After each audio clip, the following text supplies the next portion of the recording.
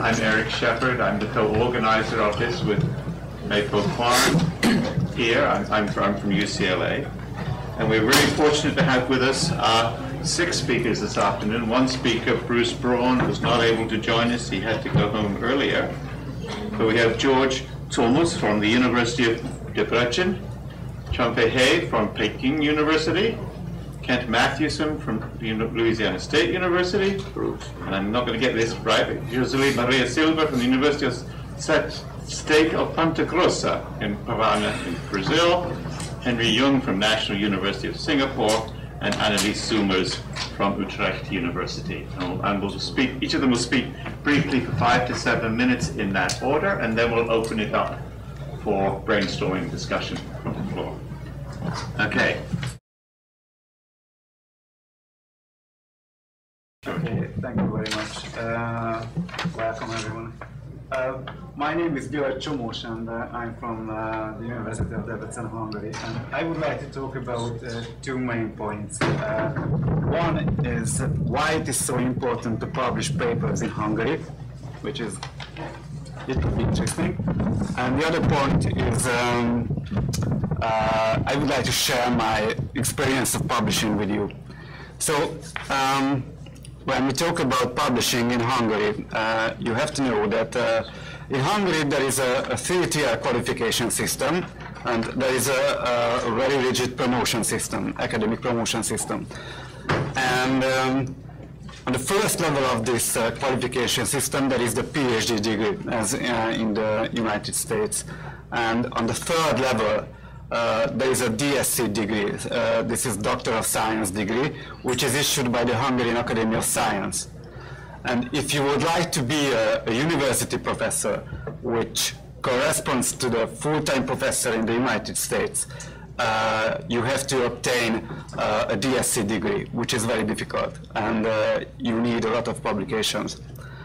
And of course, each scientific degree has its own publication requirements. And in geography, in order to receive a Doctor of Science degree, one needs to fulfill a variety of criteria, including the publication of 60 articles and 2 books at least. But in terms of quality, and this is a big problem in Hungary, all that needs to be accomplished is 2 impact factors and 4 papers indexed by Scopus or Web of Science. And actually, I believe that scholars in geography are in a disadvantageous position when it comes to publishing highly ranked journal articles in Hungary for several reasons, and one of them is the language issues. So in order to obtain a higher score in the DSc evaluation process, a scholar can choose to increase the number of their papers, increase their papers in even in Hungarian language. So that is one reason why Hungarian scholars not try to publish papers in highly ranked journals, and they don't want to publish papers in English. But on the one hand, there are many scholars who publish papers in Hungarian journals and papers in the journals of the neighboring countries, even Romanian journals. But of course, on the other hand, there are some scholars who try to face the challenges of the international scientific environment and try to publish papers in decent journals. So let me tell you some words about my experience of publishing, and this is very personal, so it's my personal opinion. My first thought that if someone is still at the beginning of his or her scientific career, it is very advisable to find a well-known scholar as a co-author. So your paper may have a much easier way if you have a recognized scholar to join your paper. The second, the editor has a key role in the publishing process, as I see. his or her attitude towards authors is a decisive factor. So the editor is the only one person who knows your name, and he has the right to decide on your paper. And the third, fluent academic English is required and highly recommended, but not crucial in itself. So each significant scientific publisher has its own language editing system. So you can submit your paper to language editing, and you can get back it corrected in a very short time. And this is very personal. So in some fields, it might be a disadvantage to work as a researcher in a small non-native English-speaking country. So I think it's a very big problem of Hungary. And my last thought, the more highly ranked the journal is, the more professional the reviewing and publishing process will be, as I think. Thank you very much. Thank you, Jerry.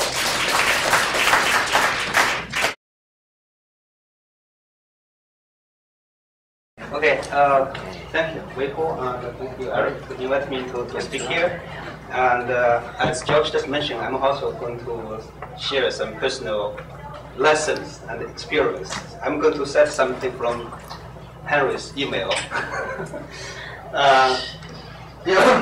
Some of them about myself. I'm a professor of economic geography from Peking University. I got my PhD in 2001 from Arizona State University. And about my research, I'm a very empirical person and also very quantitative, and use statistics modeling. My research area is about foreign investment, multinational cooperation in China, and industrial development and clustering.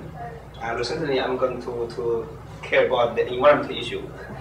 And so far, I have asked about 35 papers in the English journals. And here, a list of the journal I've published, including regional studies and urban studies. Actually, my first English paper was in regional studies. That was 12 years ago. So I've been in this area about 12 years. And but I'm going to just mention several points. And according to my personal experience, I think first of all, if we want your paper published, a lot of times, if you have very important topic or questions, or interesting topics or questions, practically or theoretically, actually make a lot of sense. Sometimes even your writing is not that perfect, the editors actually still want to give you a chance. If you have very good topic or very interesting questions, and actually I apparently benefit from the decisions favorance about interesting, very important topics. The second one, actually, here I list some lessons, some experience. Basically, you know, I'm from China. The traditional academic research basically is not that theoretical, and we don't do a lot of literature basically. And also in terms of theoretical development, actually, also we don't spend a lot of time there. But however, here you got to do that.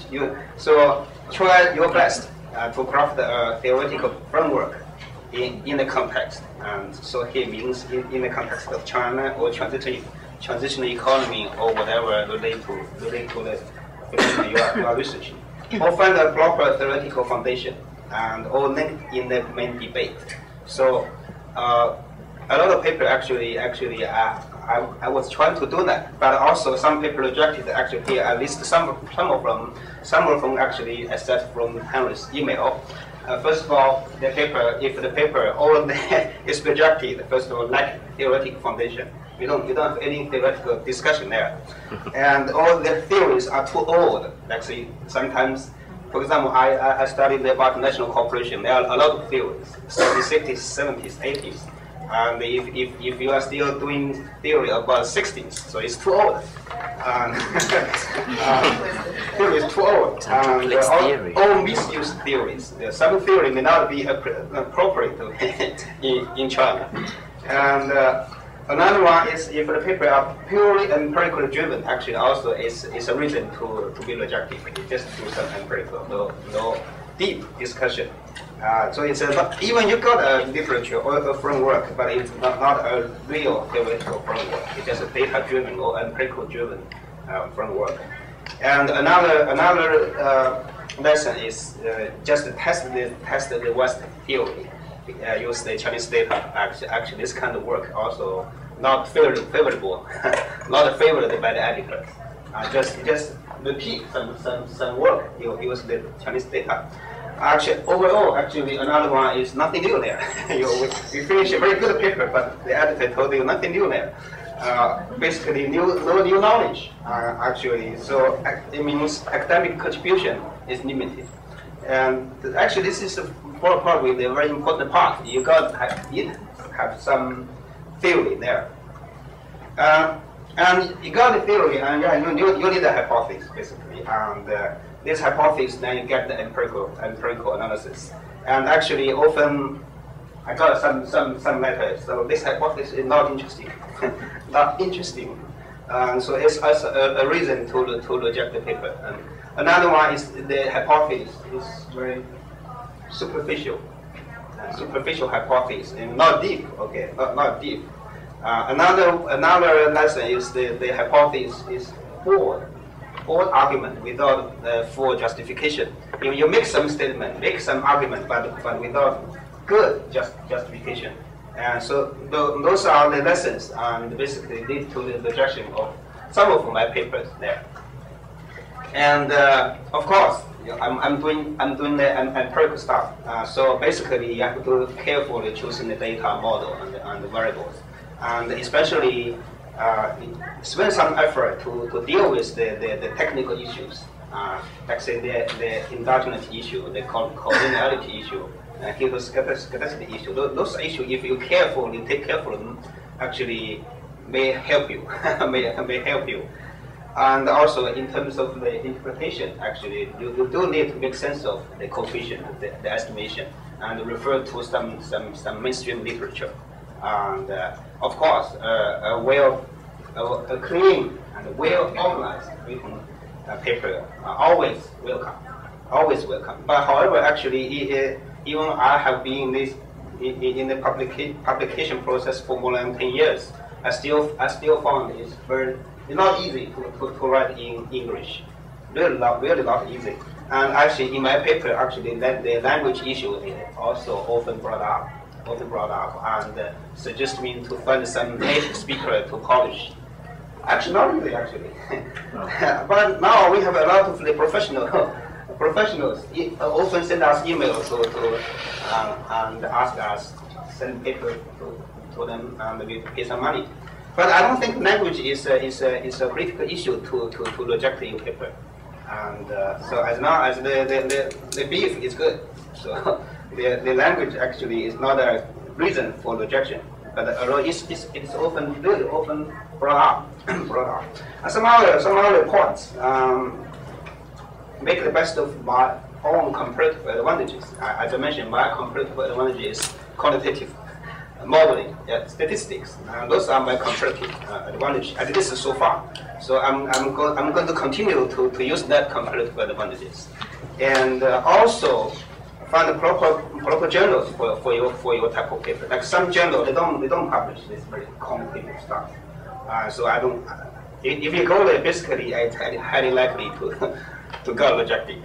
And so this is also very, very important, and find a proper journal. Another one is try something you don't try, at least when you are young, don't try something you are not good at. And so actually the point is make the best of your comparative advantages. And another is always try to be very active in the international academic exchange and keep me in the international area. I think that's very important. And this kind of conference, actually, I learn a lot.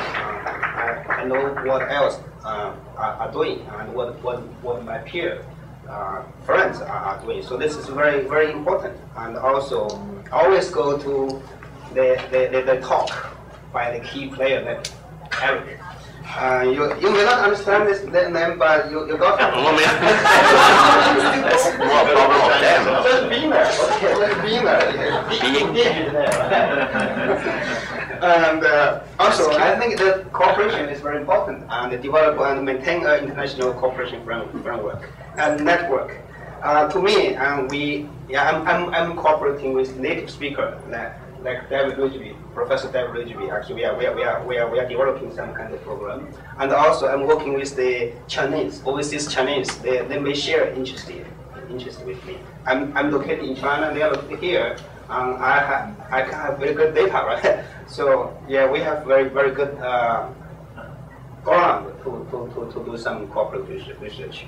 Final point is even my working language is apparently is Chinese. I don't speak English very often when I go back there. So, but however, you got to follow the English literature very closely at a regular pace, basically regular pace. So keep your mind in the English literature. That's probably another very important thing. And so that's my personal experience and lessons. Thank you.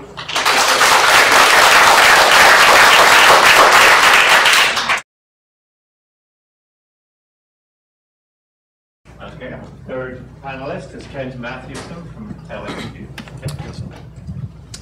Well, my comments will be reasonably brief. I realize there's a certain hegemony of Anglophone scholarship, and so I'm going to cede some of my time to the non-native speakers here.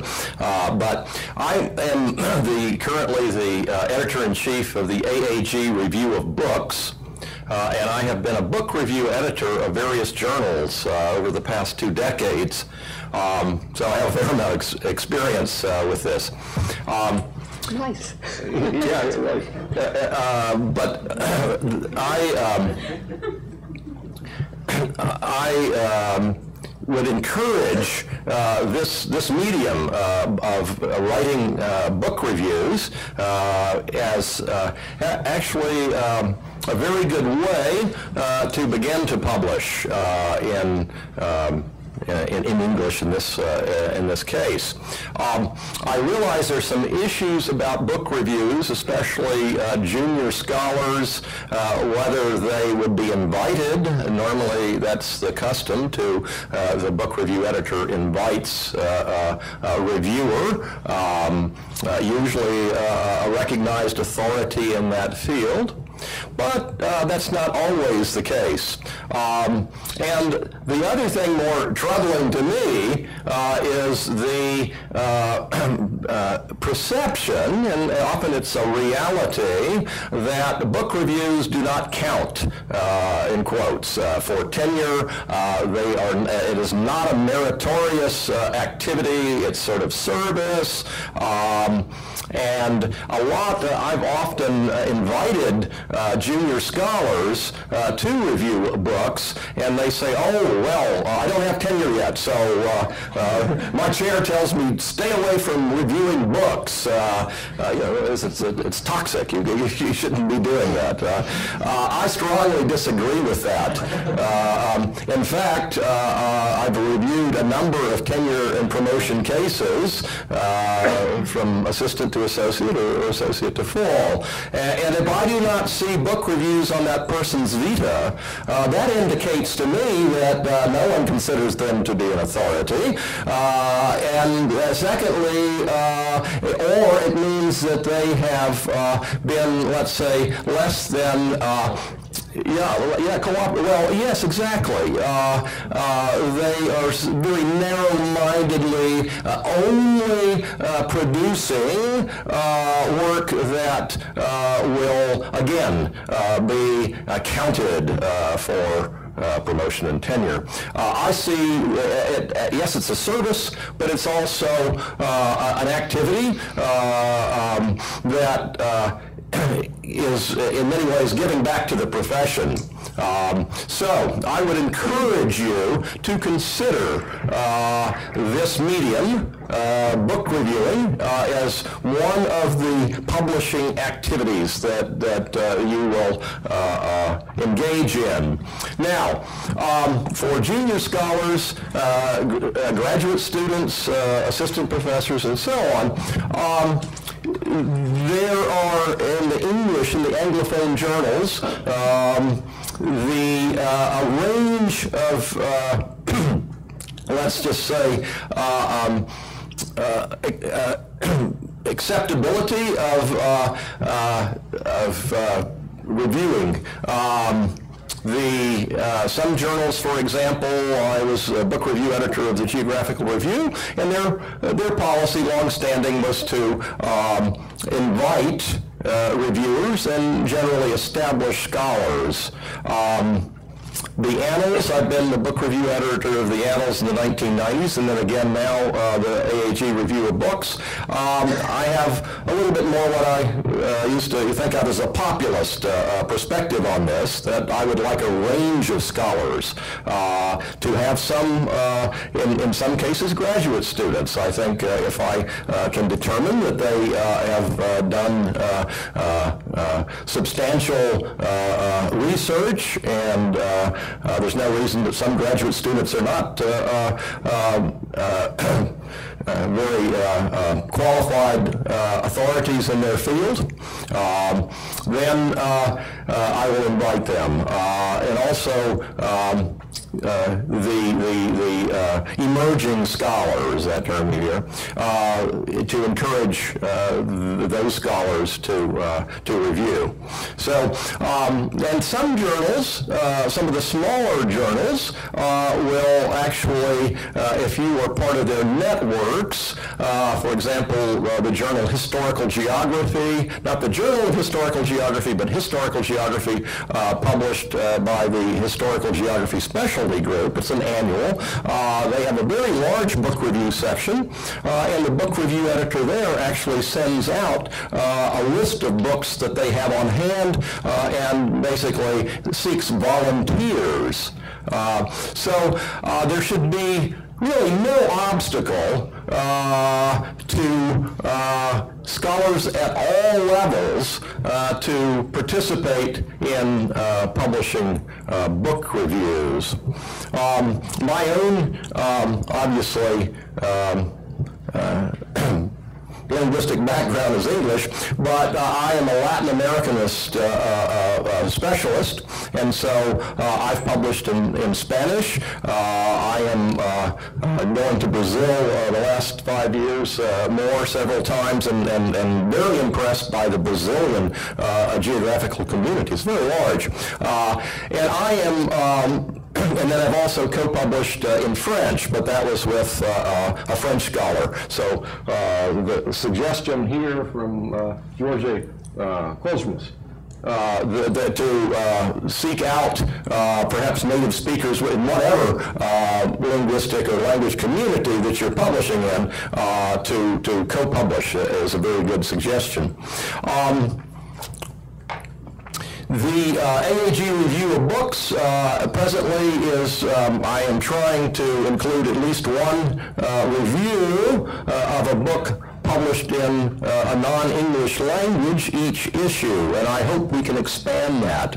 And eventually, I have a vision, we'll see whether this ever happens, have a vision of actually having a section in the review of books published in other languages and the reviews in other languages. So 5 or 6 languages will probably be our target. So.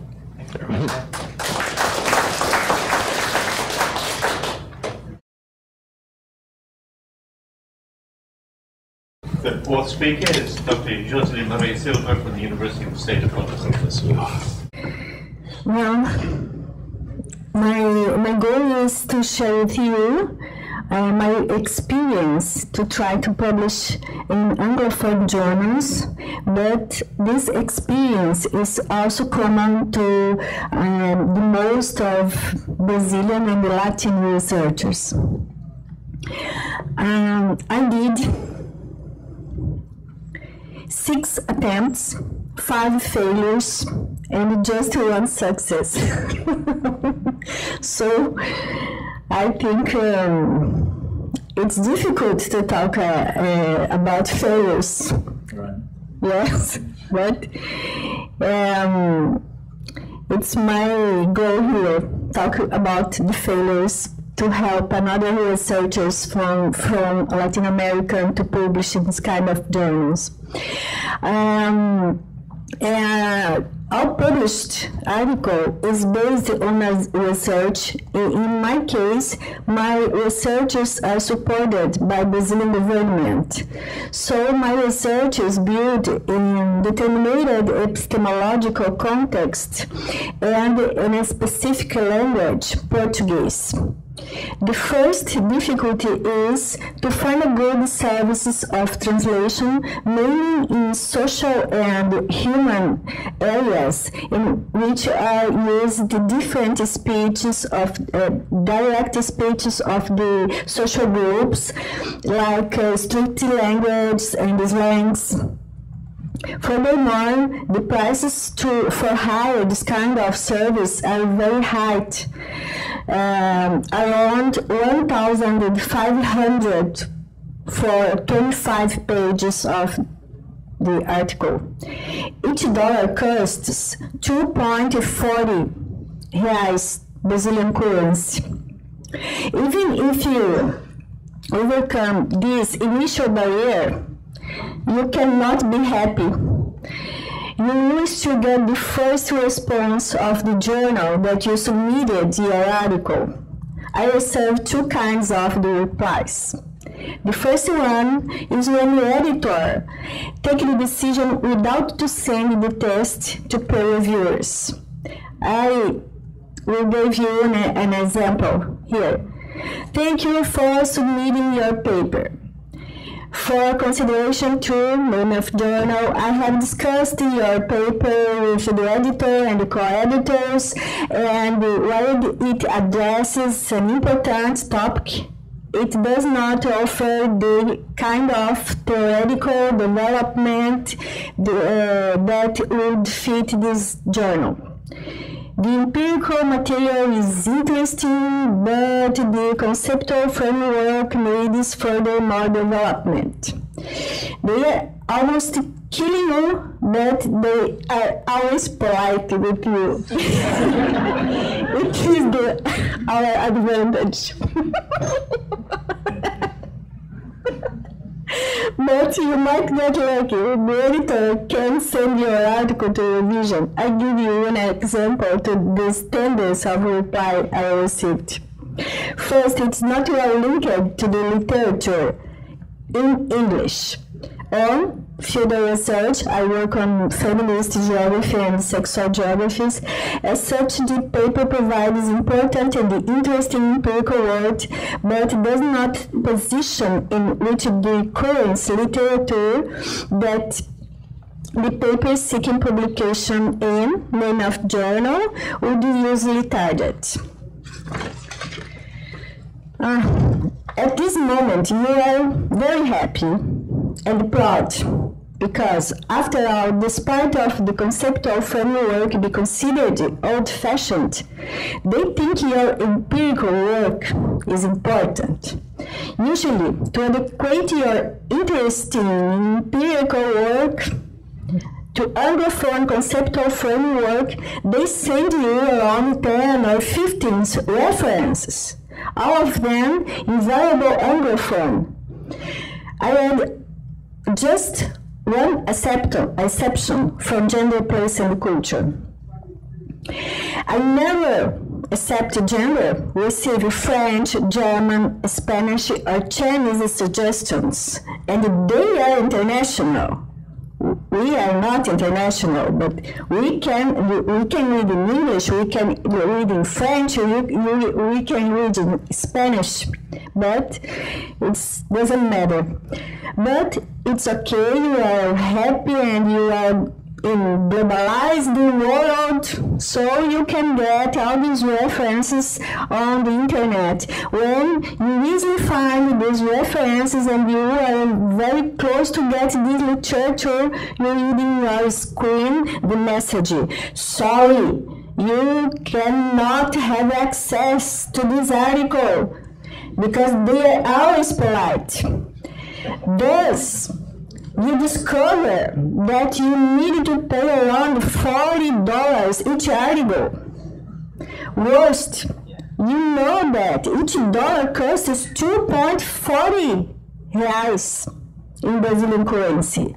At this moment, you have 3 ways to follow. One, you can pay to have this reference and maybe to not pay your rent of your house. 2, you can ask the articles for your generals, friends who live in rich countries and have access to these journals. Or 3, you can become a transgressor and find these articles in a pirate website. After all this, you will write your article. Of course, you need to pay another translation to have the second version to send your article back to reviewers. The final cost of the article at this moment is almost 4,000 reais. Just for the author, without financial support to make the research the article is based on. The irony is the following. The Brazilian government supports the research. The Brazilian researchers pay a lot of money to submit have an article in the Anglophone journal. Finally, when you have your article ready, the publisher captures this scientific product and charges for its access. So I have 3 important points to discuss. 1, it's possible to build new perspectives to permeate the review process to make possible the scientific dialogue between researchers from different parts of the world without the colonialist gaze. 2, who is taking the advantage with the knowledge we are producing with public resources in this kind of editorial system? And 3, could the editorial practices consider that researchers from countries where the exchange difference is significant simply cannot access the latest scientific production? And I am not just referring to difficulties of language access, but a perverse and capitalist editorial policy that privatizes knowledge, and many of the researchers do not have access to it.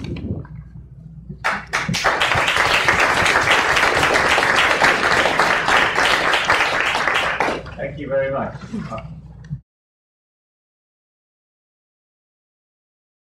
Our 5th speaker is Henry Young from the National University of Singapore. Hi. Some of you know me, the rest may not. Just say something about myself. I'm not going to give you a post-colonial perspective on this. You've just heard one. So I come from Singapore. I'm an economic geographer. I've been editing, I'm a co-editor of Economic Geography, Environment Planning A since 2001, so 12, 13 years. They haven't fired me, they should. I also edit a review of International Political Economy, which is a political science journal between 2005 and 2013, 8 years there. I'm afraid later I have to leave at 4 o'clock because American Planning A has editors meeting, so I try to get this job done quickly. So I have long experience in dealing with this matter. I've gone around the world to talk about this matter too, so some of you heard this. Same thing, please forgive me if I'm repeating myself. Okay, I just want to add to this debate. I mean, many of the previous speakers, including the first panel, have given very useful technical details as well as personal experiences and so on. I just want to give focus on three points, which if you want to write down, you can write down, because I want you to listen to me after you write down the 3 points. One is to say English does not really matter so much. Second is about framing advancing knowledge in your publication. Third is what the hell editors should also do. So I have some advice for editors. Okay, let me focus on the first point. Why do I say English does not matter so much? Well, I mean, I was born in China, grew up in Hong Kong, educated in Singapore and Manchester. English is definitely not my first language. I speak Chinese and Cantonese at home. I do take my kids to schools at 5:40 a.m. every day. Vis-a-vis been in earlier sessions said, it's not just women who have to look after kids. Husbands too, sometimes. All right? I just want to make this clear. I sleep 8 hours per day. So, by the way, I'm on the editorial board of another 20 journals. So I'm in 23 or 4 journals. All right? Okay. Why English does not matter so much? The problems we've been talking about, and heard all of you, I've written down many notes, are not limited to non-native speakers. I think we're asking the wrong question. All right, English kind of matter, but not matter so much. The same problems apply to many of the manuscripts I have handled coming from whatever universities in Britain, in North America, and in Australia. It's not unique to non-native speakers. I want to say this to you again. It's not unique to, if it's us, okay, us. All right, not you, sorry, us. All right? In other words, just because you know English well doesn't mean you can write a good article. All right, so I just want to say this categorically to you so that we don't just blame the language, because it's very easy to say that. And I'm sorry, I don't want to read French because I don't understand. Equally, you don't want to read publications in Chinese only, right? So, but what matters is how you frame the articles, which is something I want to spend more time on, really. All right, why? Now, first thing, by the way, why do you want to publish in the English medium journals to begin with? Now, I've heard first experience from George. Now, there are a few motives that people do, right? To build your CV for appointment or promotion, to disseminate your research findings, to contribute to existing debates, to kill time or trees, to pass your PhD requirements, any of the combination. But please, if you were to submit to publish in English journals to satisfy your government or your promotion, I think it's a wrong motive. Right. I mean, I want to stand by what Weidong said in the earlier session, Weidong, my roommate, that we publish because we want to engage in dialogue with the kind of people we otherwise wouldn't meet in persons. Okay? So, and that's why you need to use one language, whatever that is. Not Chinese, please. Chinese is very hard to learn. So, English at the moment, or if you're economists, mathematics. That's all they write. Mathematics. All right. So the moral of the story here is that please ask yourself first, honestly, why the hell am I publishing in those journals? I would like to. If the objective is to speak to certain audiences that publish in those journals as well, okay, you are right. You got a point. All right. If it's for promotion, forget it. I think it's wrong motive to begin with. All right. If you accept that publishing is to disseminate knowledge, to advance knowledge, and speak to the people you want to speak to who happen to read those journals, then the next question, what journals? Journals are different, all right? Just because it's a geography journal doesn't mean we believe in the same kind of geography. We don't even know what is geography. So Progress in Human Geography is very different from economic geography. Progress in Human Geography, which presumably is what, top journal in the field, is it? Right, okay. Never publish empirical papers. It's all review conceptual papers. So you don't send your empirical papers there. Chan Fei, if you send your medical papers to Progress in Human Geography, you'll be rejected outright, right? Because they don't do that kind of thing. So please know your journal. How do you know? Read 3 recent articles. I give you explicit number 3. Read 3 recent articles published in that journal, whatever the journal is. A or B or C or D. Am I implying something? Environment planning. Okay. After you read it, you kind of know. In fact, you should, because you want to. I understand there is access issue, and I mean, I have long-standing debate with publishers and TNF director David Green. Yeah, so about this matter, but that is a separate matter. I don't think I can address here about how to make journals more accessible worldwide. All right, that is a separate matter. I can't do it here. Assuming it's accessible enough, you really have to read the stuff, because if you don't read it, there is no reason you should publish in that journal. All right. So you want to publish in that journal, not because of a CIF, please, citation impact factor, please, all right? Don't send to journals because it's a high CIF or low CIF, for that matter. You send that because you want to speak to the people who read and publish in that journal. Means there must be at least one article you use from that art journal and or read and want to connect with. How do you do the connection? Now this is about how to frame your article. Whatever it is you're writing about, right? The first thing you should ask yourself is, what kind of literature I want to connect to, right? Okay, some speakers earlier talked about it, so I won't go into detail, because the job here, the ultimate motive of this article that I want to write is to advance knowledge. It's not to get promoted. You may get promoted if the knowledge get advanced, all right? But that's another story that depends on letters written by him, all right? Now, the point I want to read it to you is that you've got to ground your paper into some kind of literature. In a way, it can't be our native language literature, because if it's native language literature, we should send to the native language journals, in Chinese, in French, in Italian, in what have you. You get the point? If you want to publish in this journal in English, you've got to connect to this literature. Yes, with, of course, inputs, possibilities from the other language or your native languages. So that's very important. So in your article at the very beginning, you've got to state this categorically. What kind of literature you want to connect with, what kind of contributions this article would like to make, and by the way, why is it important? I often see articles start with, okay, I want to contribute to this debate by telling you the China situation. Why is China important in this case? Or big, is it? Bigness doesn't define the importance of an article. Here we're talking about academic knowledge advancement, all right? Don't ever start your article with China or India. We all know where they are. Or Singapore for that matter. Oh, China is this country with that. I mean, don't say that kind of thing. You start with, what is it you want to achieve in this article? Connect to what kind of literature? Why is this important? Because without that being established, whoever the reviewer read this will first question, and sometimes that's reject of the sort you just read comes out there. The editors will look at the article. Even the introduction, I can't really get a sense of what you want to do that makes a difference in this article, and I bet my reviewers will say the same, but please forgive us too, that our reviewers are very hard to be sought. They do have to sleep too, all right? And please, we very exploit our reviewers too, so we want to be reasonable to them. Yes, submission has gone up enormously because the whole world want to publish in those journals. What, for promotion purposes, is it? Please not, okay? But massive increase in submission lead to massive overload in the reviewers. That's why I'm afraid editors do have to scan articles, and some articles don't make the cut. Typically, we probably scan 1/3.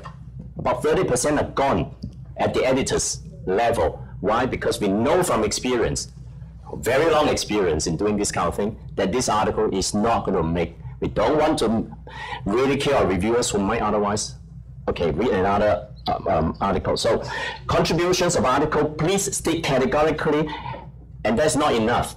What is important is that many articles do not follow it up. You say, I want to do this contribution in the wonderful introduction you wrote, but you never carry on in your empirical findings and so on. I think Chan Fei mentioned this earlier. All right, the article with beautiful introduction and literature review, and then empirical is completely different story. It doesn't connect to what you said earlier. But mind you, this problem applies to anybody. I've seen numerous papers written by numerous great English people with the same problem, all right? It's not just you. It could be someone from Britain, from UBC, from, where are you now? UCLA, and so on. So please structure your article carefully by reading 1 or 2 articles from that journal, all right? And make sure that you focus on the meat and revisit the core ideas in your paper constantly. It's not theory, all right? Theory per se is useless. It's advancement in theory, if you have any. All right, and please, I very much accept Chan Fei's point. Focus on your strength, You may be good in esoteric ideas, you may be good in mathematical formulation, you may be good in both, which is unlikely, and you may be good in nothing, then I'm afraid don't write. So you please know your own strength. All right, I think that's very important. All right, I shall pass on.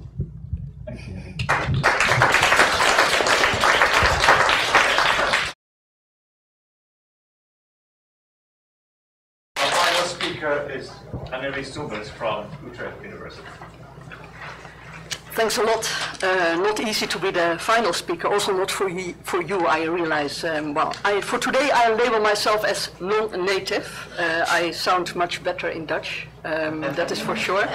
I'm professor of international development studies and supervising about 20 PhD students, which is quite a lot. And people come from all parts, from Vietnam, Indonesia, Mozambique, Ethiopia, Argentina, Brazil, so I have to deal with all those interesting people who are, maybe non-native from the English perspective, but most are multi-language speakers, which is of course interesting and nice to work with.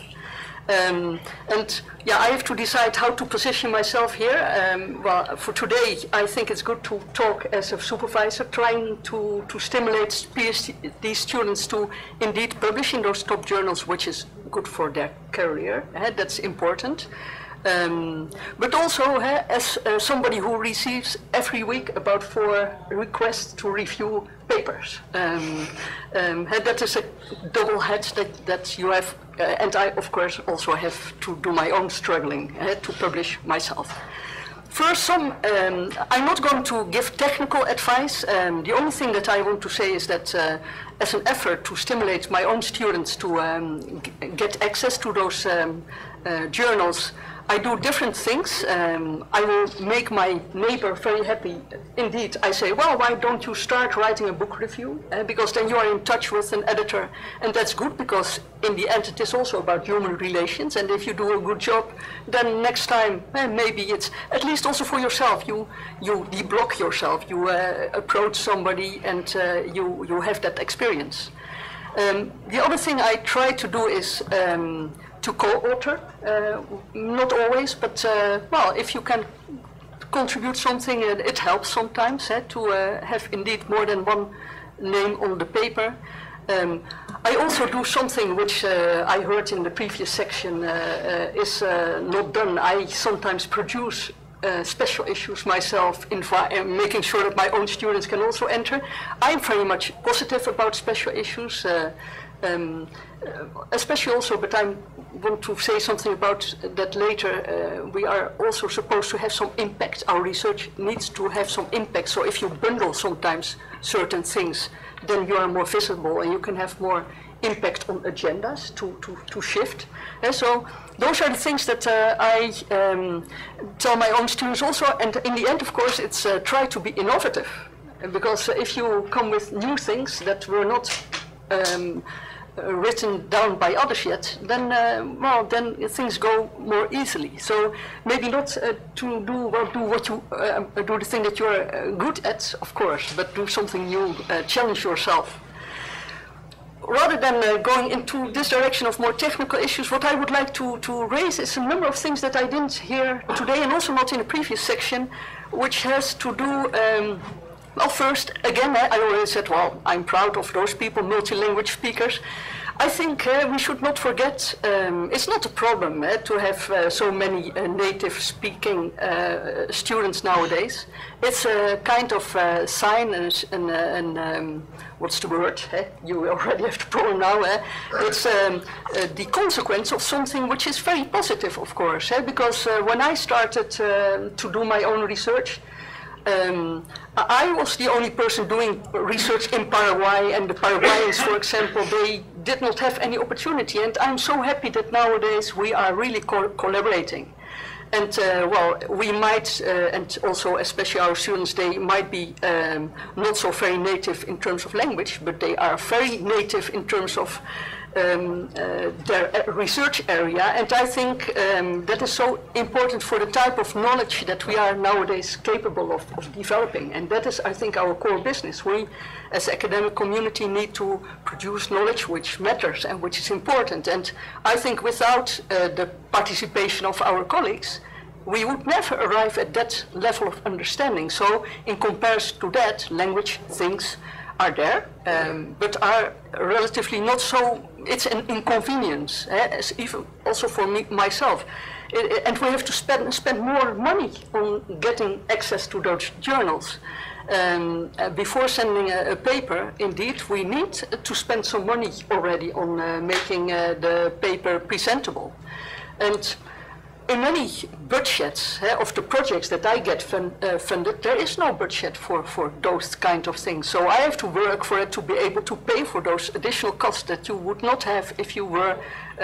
So in that sense, we are poor, I think. There's a disadvantage.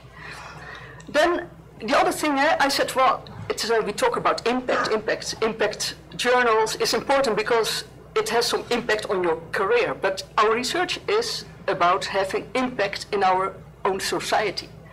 And Eric, you talked yesterday about engaged pluralism. And the word engaged, I think many people in the academic community now, and including myself, why are we doing research? I do research on topics that matter. I want to have some impact on, well, the things, and I'm in development studies, so that is for us very important to do things that also will change society and solve societal problems. And nowadays, and that is very particular, I think, in the Netherlands, all the funding that I get from our own academic foundation, they force us to work in consortia. So in all the programs that I got recently, I can no longer work amongst academics. I have to collaborate even with people from the private sector, business people. So in their eyes, our attempts to produce papers for high impact journals are not so it's not so important according to their criteria.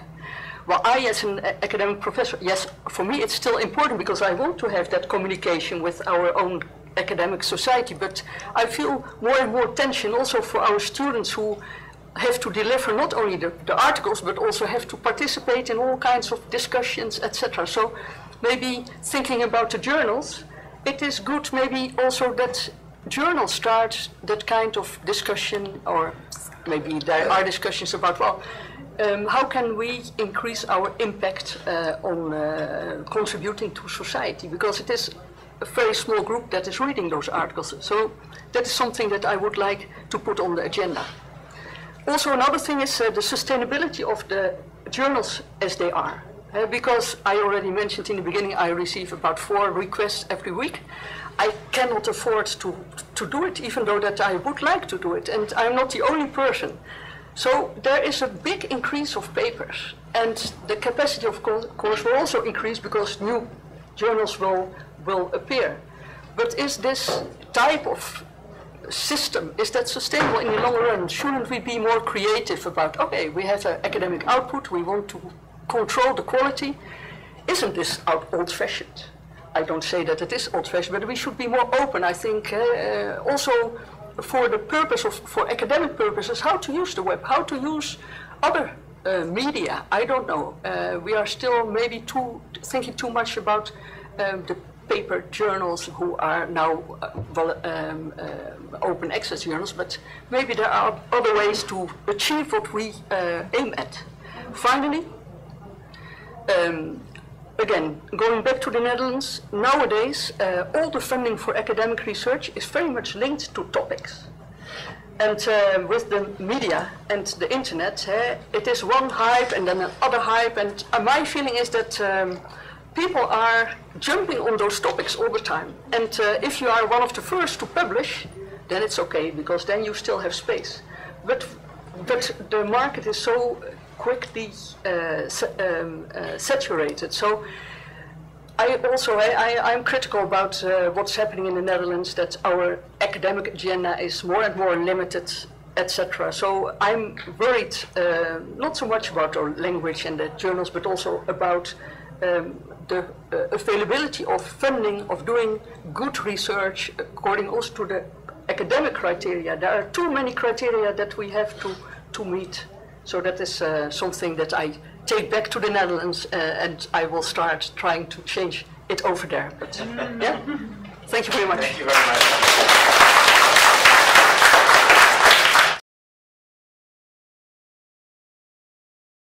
Thanks to all the panelists. Before throwing the floor open, I thought I would offer a few comments reflecting on what I thought were really interesting and important ideas. This issue of access to papers in the English language and the way in which journals block that access, they force you to pay $40 or whatever it is. There are some strategies to try and get around that. It's a real problem. One strategy, of course, is always to contact the author directly. And in my experience, of course, I'm differently situated perhaps to you, but in my experience, when somebody writes to me and they want my paper, I say, sure, here's a copy. So do not be shy about contacting the author and asking them directly, I'm doing this research, your paper is very relevant, I'd like to read it, I couldn't access it, can you please send me a copy? A second thing which is happening slowly in the English language universities is the requirement that everybody publishing post a copy of their article that's publicly accessible. Now, that's not necessarily the published version of the article, because most journals won't allow that for 6 months after publication. So my university, UCLA, the theoretical requirement is, at least, is that everybody who's an employee of the university who publishes a paper has to put a copy of that paper in an open access source where anybody can get it for free. If I can't put the published version there, the publisher almost always allows me to put the version, the manuscript that I submitted for publication. So that's another place to go and look for this information. And the third thing, I think, is when you find yourself in a university context where there's strong pressure that you're supposed to publish in the English language, you have to go back to the university as employees of that university and say, look, if you want us to do this, you have to provide us with the resources. You have to invest money buying the licenses from the publishers to allow us to do the work you want us to do. So it requires some collective action within your home institution.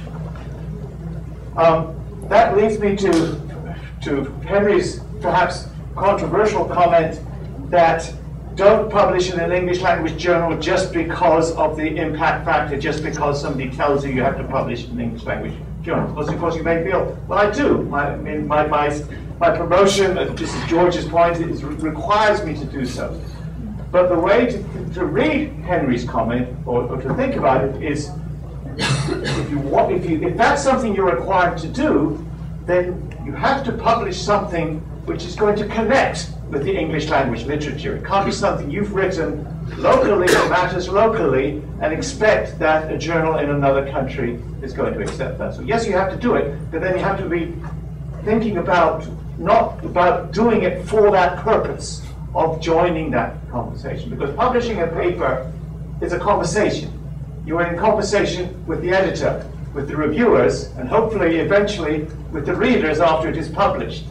And to have that conversation, you have to have some common ground of connection. You have to know what they are interested in order to present your ideas to them in a way in which they can respond positively. So I think to think of Henry's comment in that positive way.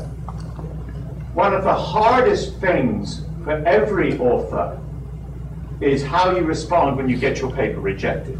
I really respected your willingness to share your negative experiences. It's a hard and risky thing to do, but we all have them.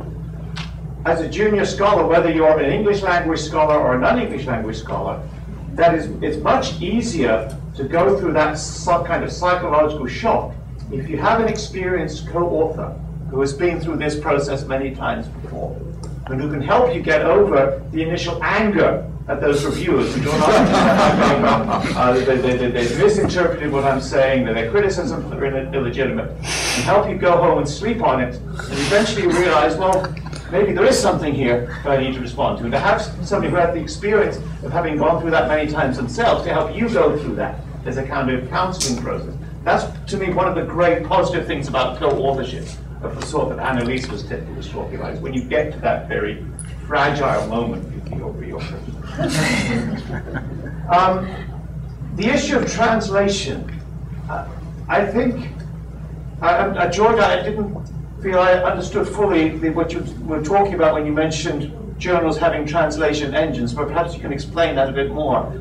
But I do think, at least in the geographic journals and associations I know of, none of those have resources for translation. So this really is a cost that non-English language authors face.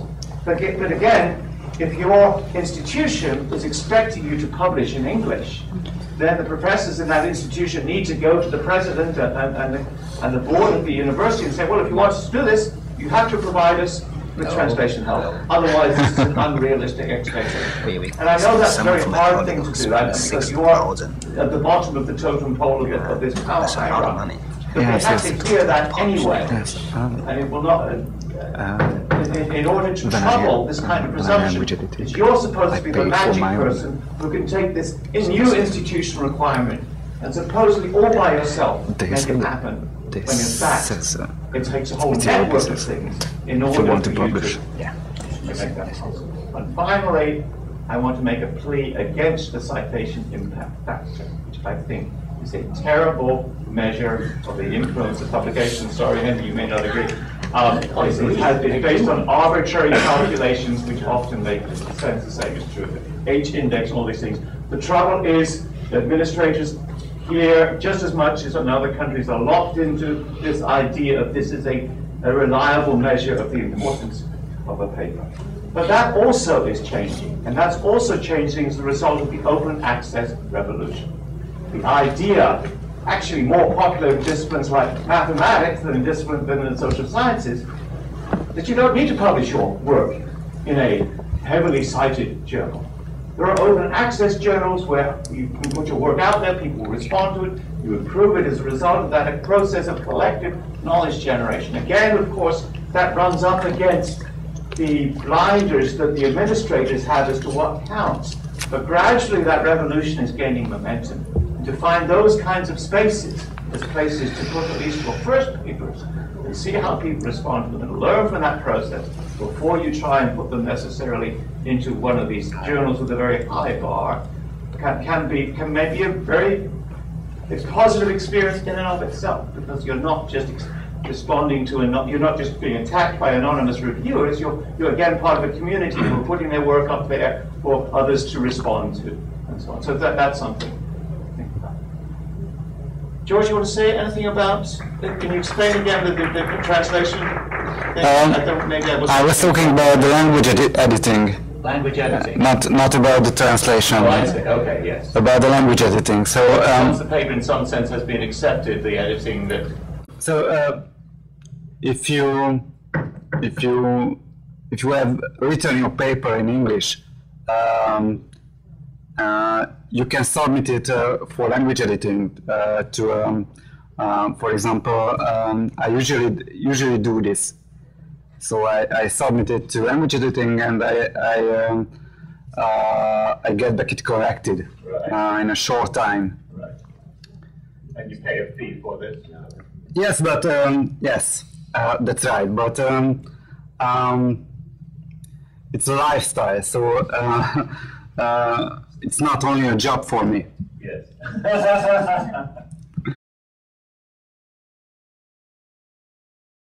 Okay, let's open the floor for questions, for comments, for other people's experiences that you want to throw into this conversation.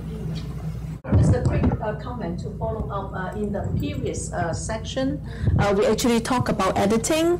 Geoforum mentioned that when the paper is in a good shape, that they'll actually edit for them. And another, if it's, of course, it's only if it's necessary. And another suggestion would be to put on online facilities. Maybe they suggest that maybe AEG can do it, or Regional Studies Association. And then maybe there will be some mentor mentoring volunteers who would be volunteer to collaborate, or either collaborate or mentoring junior faculty or anybody who needs it actually to do this. Yeah. So I think that was some suggestion given in the last section. Actually, the Regional Study Association put a piece of paper in a chair. Sally just asked me to deliver something. If you are early or junior professor, this journal can provide language editing service. There's a Regional Study Regional Science open access journal. They will provide editing service for the it's a brand new journal. Yeah, for the junior professors. Yeah. Again, if your research is relevant to the mission. It's a new journal? Yeah, open access, new journal. Okay. Yeah. Okay. Other comments, questions? Experiences, things you want to get off your chest. That?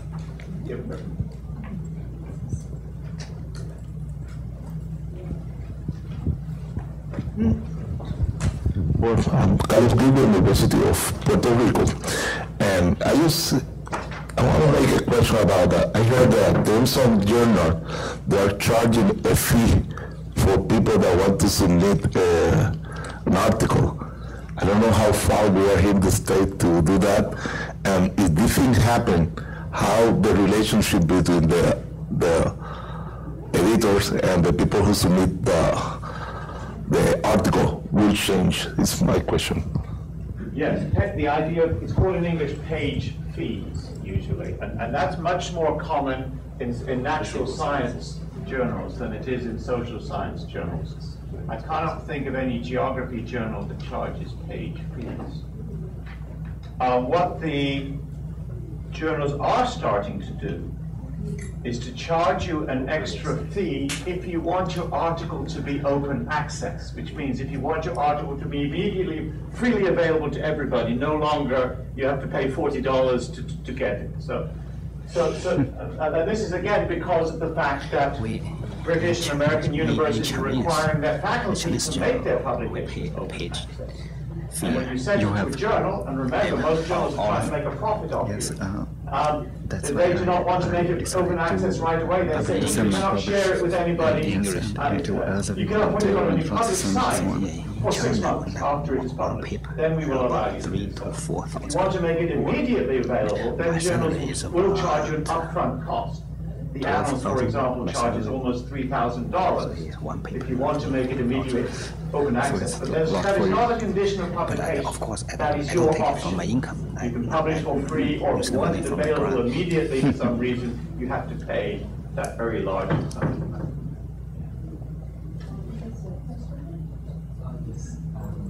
Mainly you talk about the rejections, so I want to follow up with a question. What is your strategy when you got a rejection?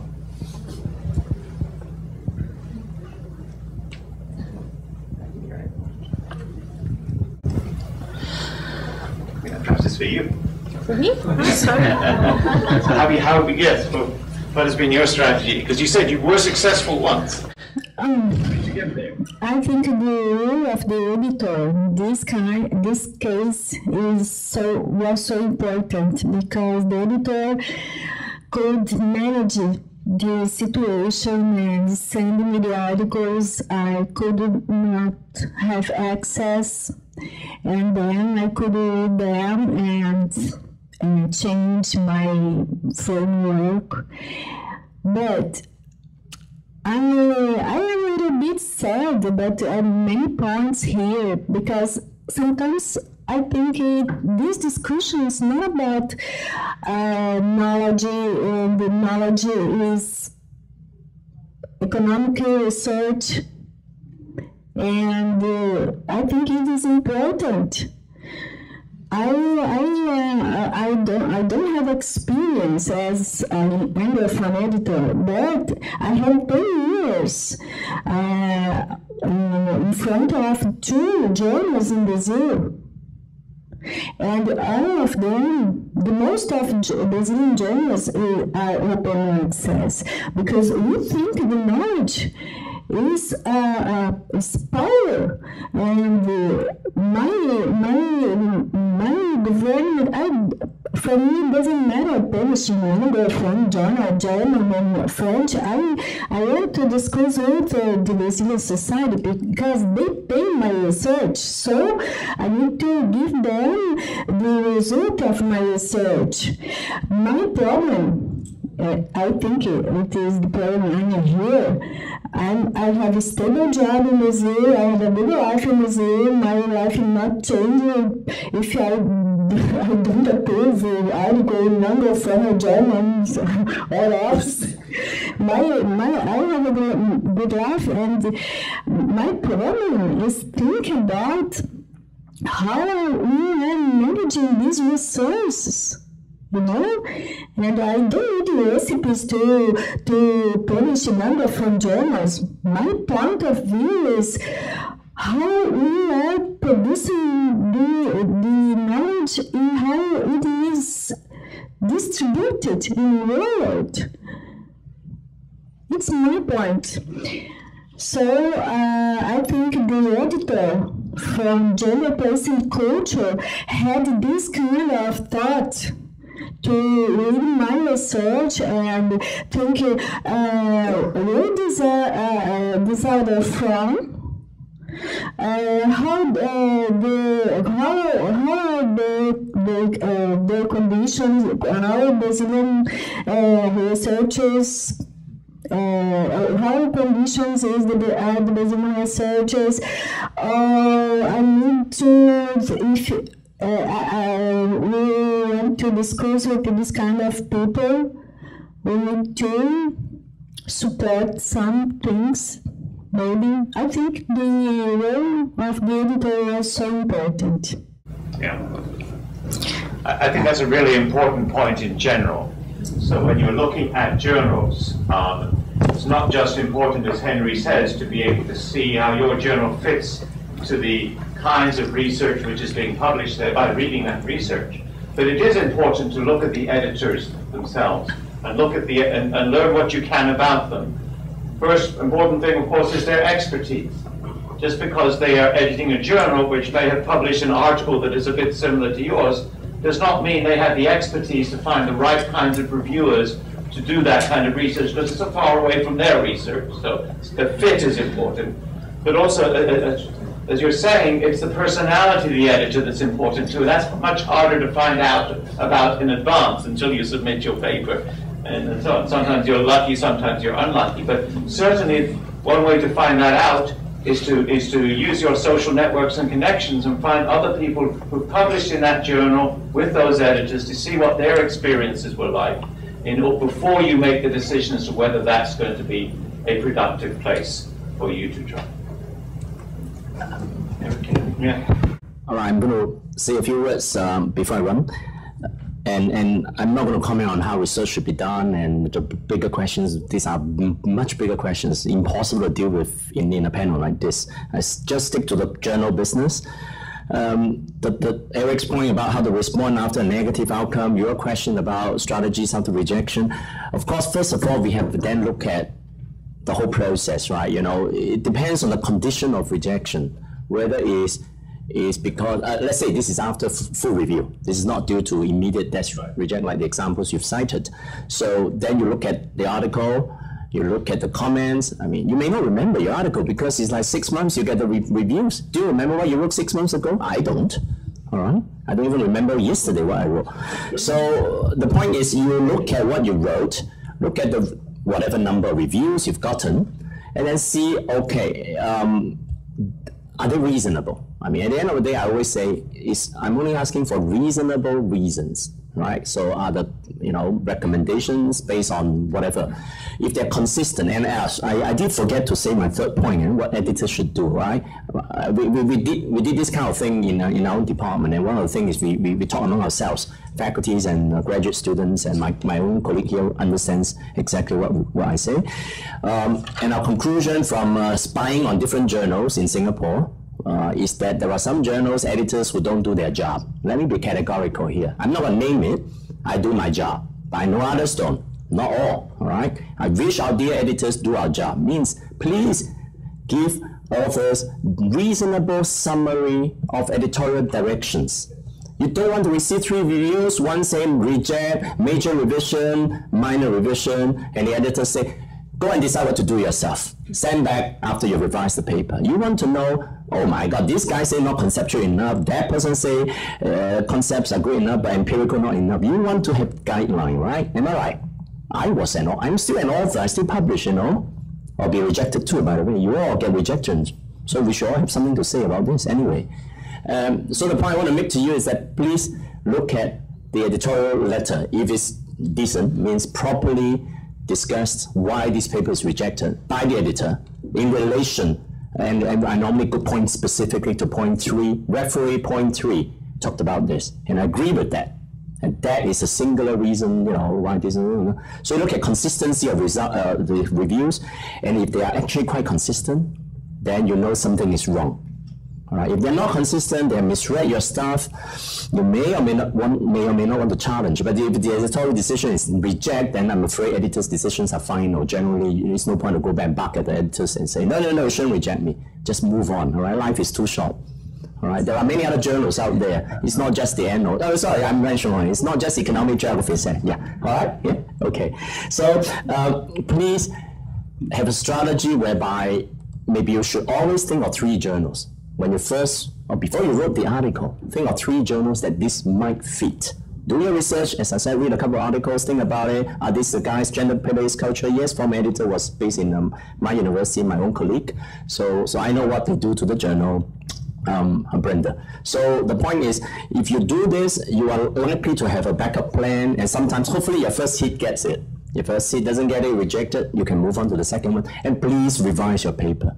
Please, all right, don't just blanket send out, because again, the next 3 referees, one of them might have read the first version, submitted to environment planning A, let's say you submit to EPD now, and D sent to the same referee. I tell you, as a referee myself, I'm sure you have this experience, get the same article, nothing changed, you rejected for journal A, I'm sure I will say something even worse. And I will say now to the journal D's editor, I say, I've read this before, and I recommended rejection, I use the same reasons, and now the person has done nothing. All right, so please reject it too, right? You know what I mean? So you got to be reasonable. It means you do if the comments are valid. So do something about it, and send to your, if you like, second in your list. Doesn't mean second in CIF. Huh? Again, please let's drop that CIF stuff. Okay, second in your list. And the third in your list, and after 3 journal tries, if the article doesn't make it, my own suggestion is to dismantle the paper and use chunks of it for another paper,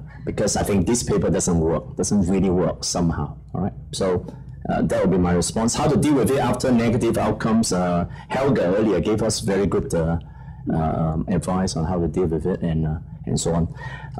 I won't comment further on that. Thank you.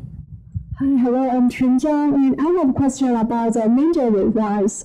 I have the question about if you submit a journal and it's not major change, but it's not minor change, but major change.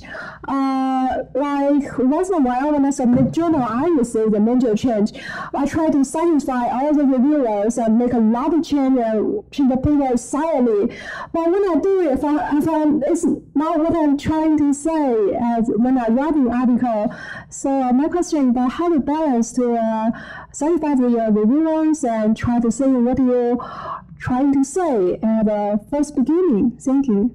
Just in response to that, and again, as somebody who's submitted too many papers and edited many journals, too many years editing journals, it's not necessary for you to have to make every change that every reviewer asks for. In fact, often it is impossible, because a reviewer A wants you to do black and reviewer B wants you to do white. And this is where Henry's point is very important. A good editor, and again, this is one of the things you want to find out about the editor before you submit, is somebody who sorts through those inconsistencies and points you in the direction that they would like you to go. So there may be things that the referees are asking you to do which you feel really compromise the paper. They force you to write a different paper to the one you're trying to write. And then it is perfectly appropriate to defend your argument and say, this referee has asked me to do X, but I think it's inappropriate to do X for the following kinds of reasons, and perhaps you need to rewrite the paper a bit to clarify the direction that reader did not understand. But it's not necessary. The major changes doesn't mean you have to change everything that the reviewer asks for. Now, sometimes you're successful, and sometimes you're unsuccessful. It may be that you convince the editor, maybe the editor still sends it to the referee, and maybe the referee is convinced, and maybe it isn't. But you should defend your ideas, and not simply assume I have to follow every order the referee's given.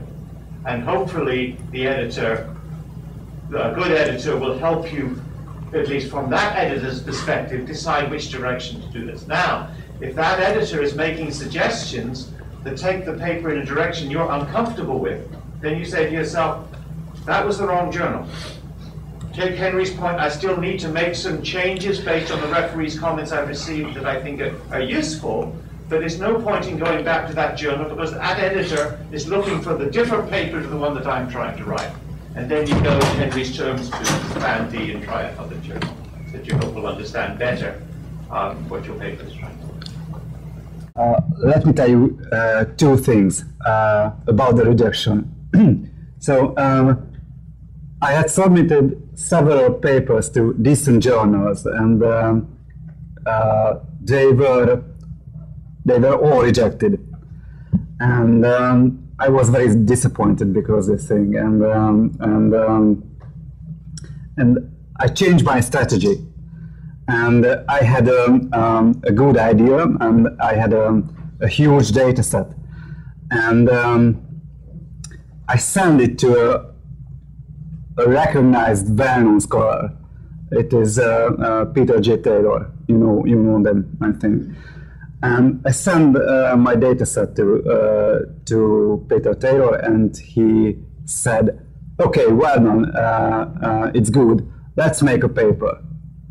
And that's how it started. So I think the role of the co-author is very important. And since then, I published some very good papers in decent journals. But the paper with Peter Taylor was necessary. And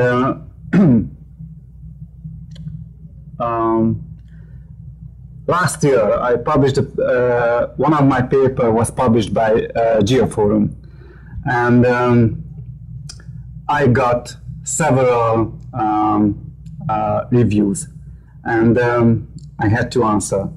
And the review that I sent back to the editor was longer than the paper itself, because I have to yes. I have to convince them that about my truth. So sometimes it's very hard work. It was harder than write the paper. But that's very important. When you're sending a revised paper back, you have to send a letter in which you clearly show how you're responding to each comment from the referees and how you've changed the paper or why you've decided not to change the paper. I'm the latecomer. I'm catching up, and I have a question for the panelists and also maybe Eric. You have been an experienced editor. My question for you is, as a writer, as an author, as a scholar, when you get comments from the reviewers, and some of the comments are ridiculous, and then if the editor does not say anything about it, how should you deal with it? And let me give you an example. Okay, I don't want to name any journal or any name here. It's inappropriate. Okay. We're in geography, and we know that we need to emphasize the geographic perspective into your writing. If somebody say, "Hey, Mei-Po stuff is nonsense, and you should not base your work on his stuff," and how you can respond to that kind of comments if the editor does not say anything? Okay. And a lot depends on what the editor has to say. If this editor has nothing to say, then you're in a difficult situation. And you may consider whether you should submit, even if they're given the option to submit, whether in fact it's going to be a good idea. Because you will not, this is a referee who has such a strong opinion about something that he disagrees or she disagrees with you on that you will never convince better.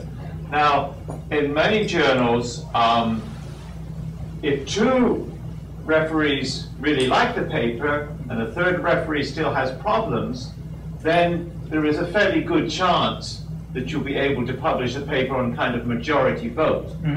But you still, but if there are two referees who have these kinds of problems, then you're in a very difficult situation. And my recommendation then would be, again, to take the comments which are useful, do your best to improve the paper, but try a different journal, because you're running up against a wall that is hard to stop. And that wall is a biased wall, it's a concrete wall. And it's hard because, of course, the power relation is on the side of the referees and the editor, not on the side of the author. And not every referee is a thoughtful referee. Not every referee is a careful referee. Sometimes you're lucky the referee's not careful, but they like your paper, right? Sometimes you're unlucky the referee's not careful and they hate your paper. And as an editor, I've had many experiences where there are brilliant scholars who are terrible referees. I only tried them once because the first time they referee, they give me one sentence which is useless. So I reject this paper. That tells the editor nothing helpful. So editors are always trying to find out who are good reviewers, and sometimes you're experimenting with a new reviewer and you see they do a poor job. But again, if the editor is not giving you help here, then again, that's the thing to say to myself, well, is this a good editor for me to continue to try and convince? No. If he's not really engaging with the paper and the reviews. Thank you. Yes, just say a few things. Basically, some encouragement and also some kind of suggestions. And as they just follow what Eric mentioned, if the editor sent a comment that with reviewer single sentence reject this paper without giving any justification, that means that we better do some any paper to this journal in the future, unless they will be able to editor, because we don't get any information. In my own experience, the worst case was that I have been reading for a whole year, single sentence. This paper is not suitable for publication in this power journal. And then I never submit any paper to that journal. There are so many journals down there. And then, I mean, of course, as a first grad or lot of experience scholar, we all have to learn the way and do ask for it. And one thing that I would like to show is that the experience that I have was when I was a graduate student a long time ago. My advisor asked me to read a paper. It's not about geography paper, it's an economic journal. I couldn't remember the detail, but I only remember a single message. The journal is a journal of economic perspective. Okay? The message was, basically the paper is about accounting for some experience of those famous economists. I remember there was a Nobel Prize laureate, Nobel Prize winner. He told the author of the articles that his own work, the exact word that was won the Nobel Prize, his paper was rejected multiple times. So rejection may or may not mean something. As a lot of have already mentioned, if the comment come from the reviewer and editors are reasonable, do think about it and work on that. And if you think it's unreasonable, which normally unlikely unless you're working on some really scientific field, which where you have evidence, strong evidence to support that, then you will work on something big.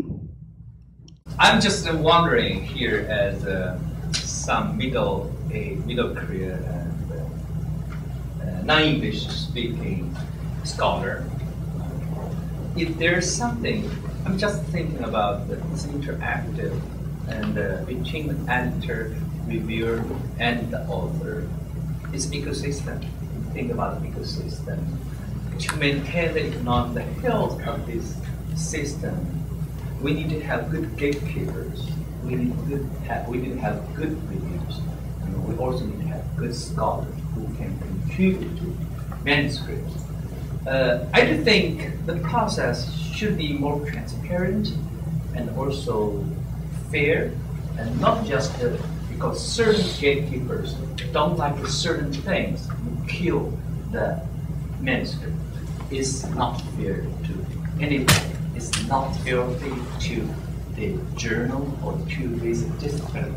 That's just my general comment to this process. I think that one aspect of your point, obviously, that is we should have more diversity representing reviewers. For example, we should have more reviewers from Brazil, right? So who understand Brazilian scholarship, and of course not just that particular region, but any other places, and then more diversified reviewers and editors and authors, right? But I also want to bring out a point from my experience of submitting journals, articles, and also as an editor. There's one angle that I don't think hasn't been really discussed is that I find my article getting rejected when it's actually extremely innovative.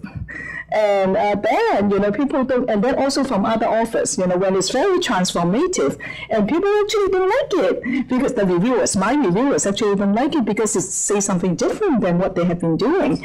And then, for example, I was having a dialogue with one of my very earliest paper. I was doing 3D visualization when the propagation media is only 2D. And then later, I keep on saying that I cannot really see what you see. I said, of course you cannot see what I see. Because what I'm showing you is a map of 2D, and eventually he agrees. He agreed to publish it, but it became one of my mostly used article ever, one of the most. So, and then I also can see in some field, especially from my experience of editing the Annals MMGIS section, where there's some, I would not name the field, but there's some reviewers that whenever there's something new coming up, then they reject it.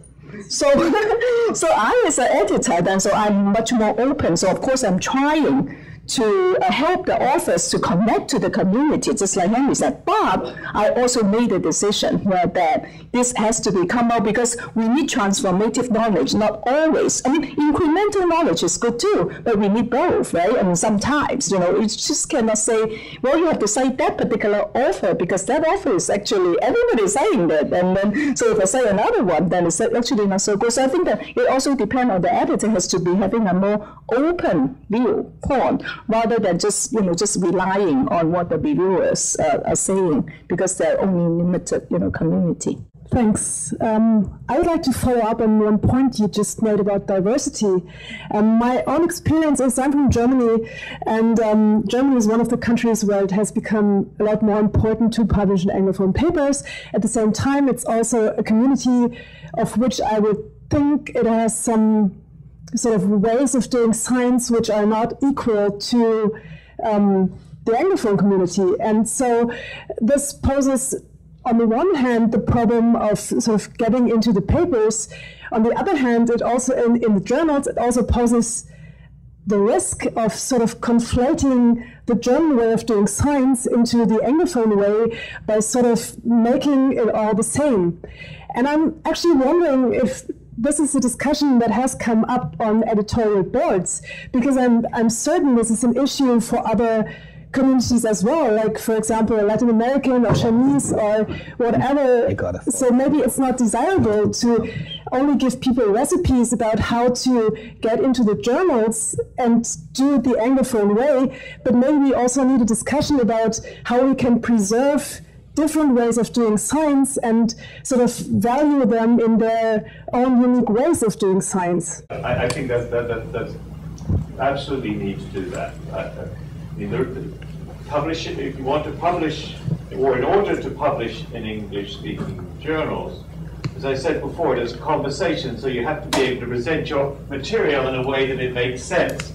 And those are the kinds of tips that people are giving. So you to identify the debates going on in the English language literature and how your research doesn't have to fit in with those debates. It may be challenging them, but you have to at least be engaging with that, right? But every time you're doing that, there is a pressure for conformity into that particular academic culture. And I think those kinds of exchanges are important, but I think they ought to be happening in both directions. In an ideal world, you would want the English language authors also to be trying to present their ideas to German scholars and engage with the way in which German scholars are debating these things, as well as allowing space for debates to occur outside that, in their own realms.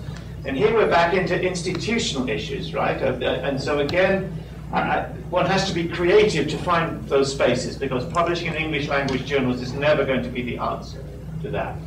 And that requires two things, something I said before, and I'll repeat again. It requires a kind of domestic collective action to assert the importance of local research still, even if we're also trying to publish in these other journals. So it's not seen as a substitute, it's not seen as a measure of quality of whether you can get your paper in those other journals, because that undermines that diversity that is so important.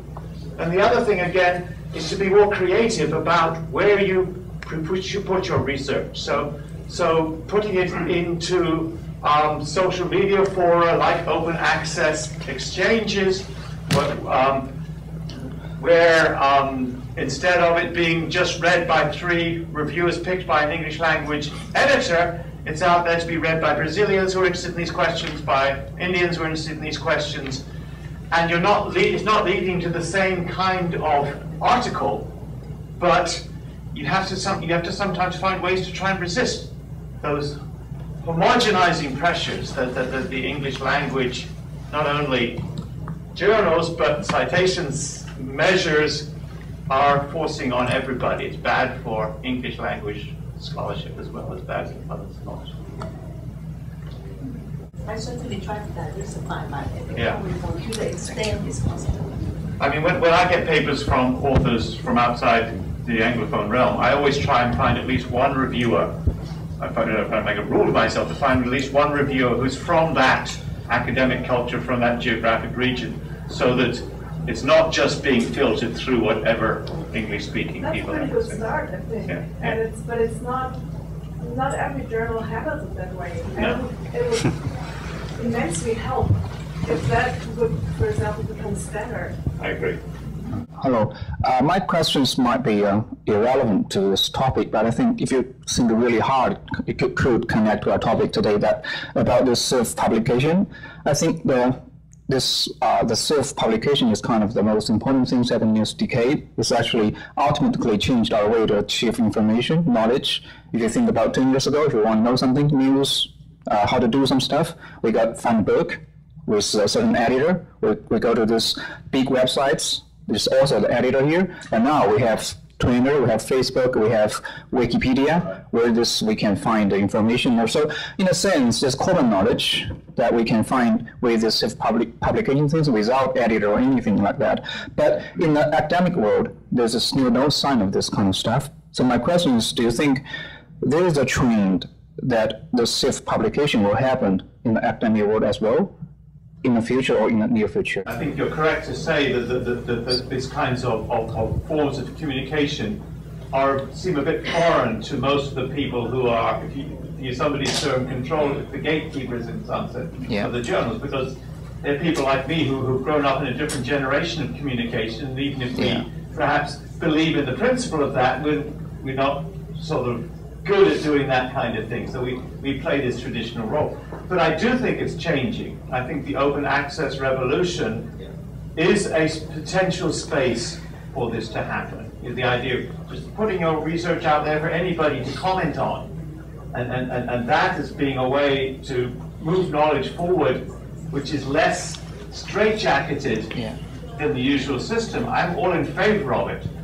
But it's a struggle, however, because open access publishing is an economic threat to journals, to publishers who are making very large amounts of money off scientific journals. The profit rates are massive. And so those publishers are trying to turn open access to more commodify it, in a sense, to monetize it by saying, yes, open access, we're going to be open access, but you have to pay $3,000 in order to do that, right? Yeah. So maybe the journals are starting to disappear, but I don't think so. Something can be done there, but of course it's not in line with the journal's interest to do that, but I think it's in the interest of of time. Yeah, and here we're back to the politics of academic institutions, because the academic institutions have these very traditional and increasingly Anglophone-oriented ideas about what research makes research prestigious, that it has to appear in a refereed, sort of anonymously refereed journal. That journal has to have a measure of quality. Increasingly, that measure is quantified as impact factor. So you have to, again, it's a political struggle in every academic institution to push back against those easy sort of output and quality measures that administrators like to use, particularly in these neoliberal times where everything has to be ranked and so on. And to create space for a rethinking of what counts as academic quality. And it's going to be a very slow process because there's a lot invested in the traditional ways of doing things. But it's a very important sort of form of academic activism if one is going to open up spaces and get away from this necessity to get into those particular English language journals in order to be considered a decent academic, which is great. I just want to make a very short follow-up comment on the idea of internationalization. I would like to stress the point that what you said is about not only on the side of the authors, but also on the editorial boards and the journals. And I think by looking at editorial boards, it's a good indicator for how far this critical reflection on, and that's for the lady from Brazil, on the hegemony of power, the hegemony of language and knowledge has come. So I think it would be good to publish a journal that has, for example, an international editorial board, additional to maybe to the one that is the usual one. So I think. Yeah, I also think that journals really need to be pushing hard to make sure they don't always have the same international people on every editorial board, right? Because otherwise those individuals become, okay, if I do paper in Asia, it's always going to go through the hands of this one individual, because no matter which journal I send it to, that person happens to be the gatekeeper. So yes, international, but international and diversified in other ways as well. And then there are, of course, some journals who allow for other languages, and that might be also a chance. But I must say, from my experience, I've been the inventor of a journal called Social Geography that wanted to allow for any language, and any language we could find reviewers for. But basically, the submitted articles were in English or German. Also, I'm from Germany. But still, the problem with that, and this was meant to be open access and have an open access reviewing process with comments also being published in the journal. And the problem was that that many authors did not want to comment in public.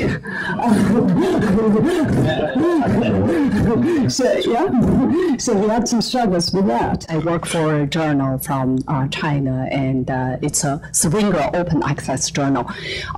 Since the publishing models, platforms are changing so quickly, I think authors, especially those from resource limited countries, they should be I think explore more.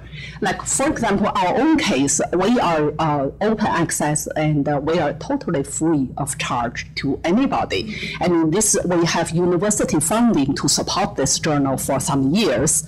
And we provide free publishing and we provide free editorial service, very good editorial service by a retired Clark geography professor, which is, he was a former editor of Geographical Review and everything. I think the condition author would encounter here would be, to their surprise. But not many people know us because they didn't pay attention, probably because they didn't pay attention to find out. And we have problem having or receiving quality submissions. On the other hand, we are peer reviewed. We offer all kinds of services. So this is something for the authors to think about too. They should keep their eyes open and to pay a little more attention to the new opportunities. Thank you very much, everybody. Please thank the panelists for me.